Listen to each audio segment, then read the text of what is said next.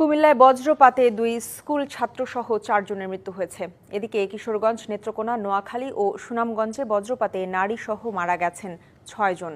সকালে ঘুড়ি ওড়ানোর সময় কুমিল্লার বারুরায় বজ্রপাতে ফাহাদ হোসেন ও সাইমন হোসেন নামে ২ স্কুল ছাত্রের মৃত্যু হয়। নিহতরা বড় হরিপুর উচ্চ বিদ্যালয়ের ৬ষ্ঠ শ্রেণীর ছাত্র। অন্যদিকে মুরাদনগরে ধান কাটার সময় বজ্রপাতে মারা গেছেন ২ জন। এদিকে হাওড়ে ধান কাটার সময় বজ্রপাতে কিশোরগঞ্জে অষ্টগ্রামের কলমা ইউনিয়নে ইন্দ্রজিৎ দাস ও খয়েরপুর ইউনিয়নে স্বাধীন মিয়ার মৃত্যু হয়।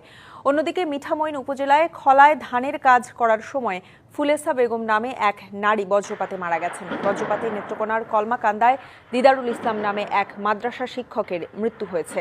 এছাড়া জেলার মদন উপজেলায় বজ্রপাতে আরাফাত নামের ৯ বছরের মাদ্রাসা শিক্ষার্থীর মৃত্যু হয়েছে। নোয়াখালীর সোনাইমুড়ি ও সুনামগঞ্জের শাল্লায় বজ্রপাতে আরও ২ জনের মৃত্যু হয়েছে।